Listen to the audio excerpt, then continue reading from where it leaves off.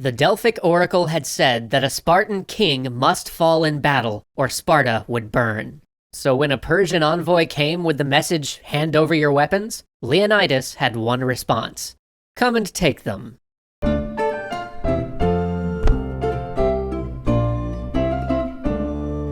This video is brought to you by Total War Arena, where you can write your own history in Thermopylae. Download the game with the link below and use the code HOPLIGHT for extra goodies. The Persians advanced, 200,000 strong. Leonidas only had an advance force, 7,000 Hellenic allies, men from Thebes, Thespia, and 10 other cities, led by a corps of nearly 300 Spartan hoplites. The main army would follow once the sacred festivals ended, if the advance force was still alive, that is. Though outnumbered, the Greeks had chosen good ground. The narrow pass meant that the Hellenic allies could fight in shifts, resting their reserves while others stood on the front line, shields locked into a wall bristling with spears. Perfect terrain for the phalanx. First, Persian archers probed the line, arrows glancing off helmets and sticking in shields. But these Persian bows did little against heavy armored hoplites.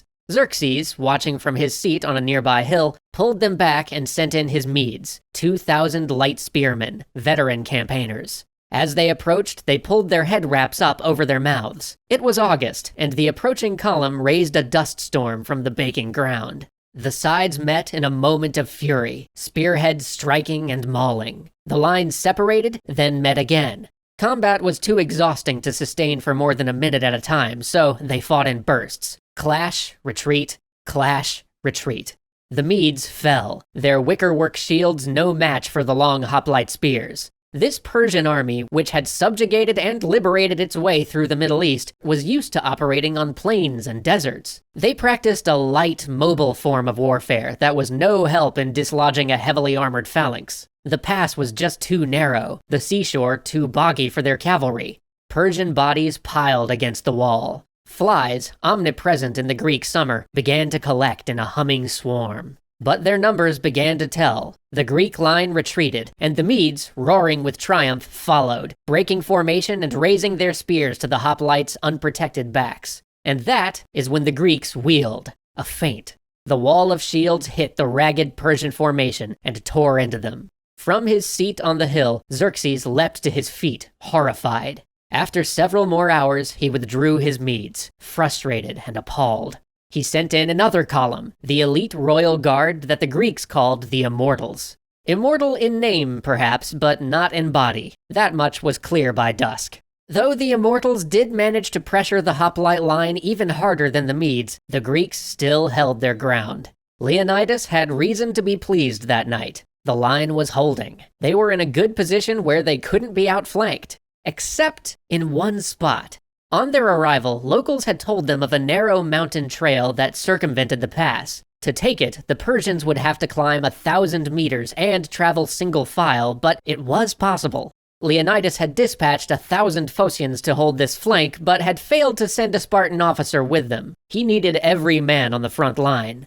Meanwhile, Xerxes tallied his losses. The first day had been expensive. There were more battles to fight after this, and he couldn't drain his elite units just to break these Greeks. He sent messengers to gather the bravest men of each nation in his army and amalgamate them into a single unit. That way, the unit would be an elite one, but the impact would be distributed if it were wiped out. But this was not a question of bravery. The Greeks were just too heavily armored and in too good of a position. By dusk the next day, the best of the Persian Empire were lying dead, with the tactical balance unchanged. And that is when a traitor arrived in the Persian camp, speaking of another way. Night comes. The Phocians holding the mountain pass have been sitting guard duty for 2 days. Without a Spartan officer to keep them in formation, they've broken up into an ad hoc camp, and they've posted no sentries. Their only warning is the crunch of dead leaves, and then the Immortals are on them. Persians have marched by night, noiselessly scaling the mountain, soft-footed and quick.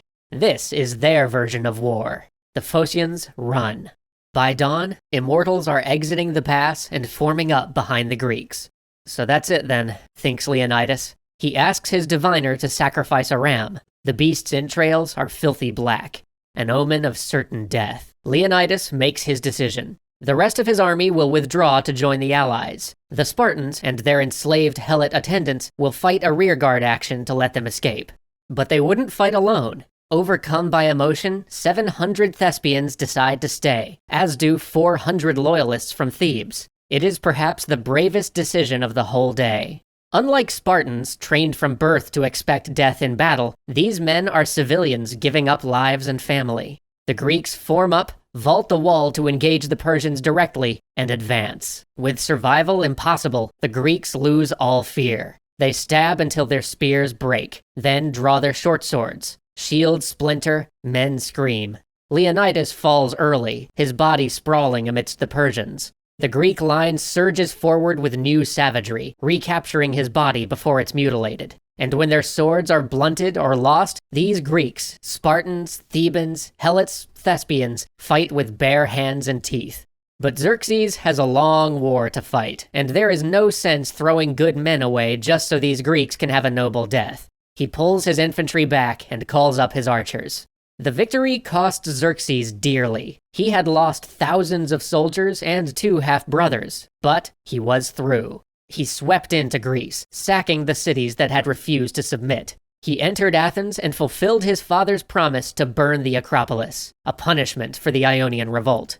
But he found the city empty. The Athenian navy had forced a stalemate at Artemisium as Thermopylae raged, and then withdrawn and evacuated the city under Themistocles' orders. And a month later, that same Athenian fleet baited the Persian navy into a battle at Salamis and delivered a decisive blow. Fearing that the Athenians would target his bridge across the Hellespont and strand him in Europe, Xerxes handed command to a subordinate and went home. He was not present a year later when a Spartan-led coalition force defeated the Persian army at Plataea, ending the war. 2 great victories. Which demands we ask, why do we remember Thermopylae? Though the Hellenic allies fought bravely, they failed to stop Xerxes or even hold him long enough to make a strategic difference. He still burned Athens. Why does everyone know the Greek defeat at Thermopylae, but victories like Salamis and Plataea remain obscure? It's because Thermopylae helped to define Greek and thus Western culture, and that is thanks to one man, Herodotus. Decades after the Greco-Persian War, Herodotus wrote a pioneering book about it, a book that would be one of the first to treat writing history as an investigation rather than myth-making. And his rousing account of Thermopylae is the story we all know today. But it's important to remember that Herodotus had an ulterior motive. In his histories, he was arguing for a pan-Greek identity, an idea that all of these competing city-states shared a culture, religion, language, and values that existed above their petty squabbles. And as part of this, he constantly contrasted the Greek West, which he portrayed as noble, free, humble, and equitable, with the Persian East, which he considered emotional, despotic, decadent, and obsessed with subservience and slavery.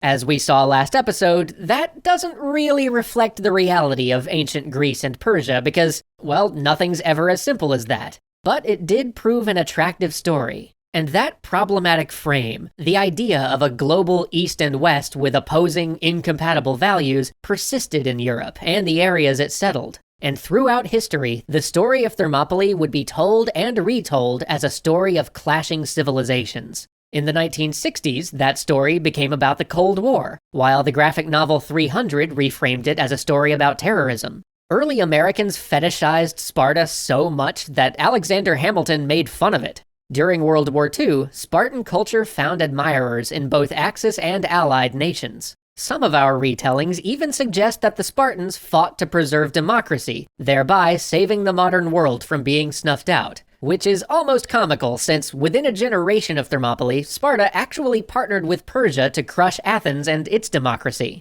The truth is always more complex. This contact between Asia and Europe didn't save what we sometimes refer to as Western civilization, but the melding of its cultures and preservation in history books did help to create it. The open society of Athens survived long enough for later governments to imitate it. Sparta gave many European nations their concepts of service to the state, military professionalism, and mandatory public education. And when Alexander the Great eventually conquered Persia, he was so enamored with its administration and policies that he copied them, spreading Cyrus the Great's ideas of professional bureaucracy and multicultural tolerant society. No matter where you are, you live in the aftermath of Thermopylae. But it's important to remember, neither of those two sides, Greece or Persia, represent any one of us. We are all the inheritors of both. Thanks again to the folks at Total War Arena for sponsoring this episode. You want to rewrite your own history in Thermopylae? Download the game with the link below this video and use the code HOPLIGHT for extra goodies. Be sure to tell them Extra Credits sent you.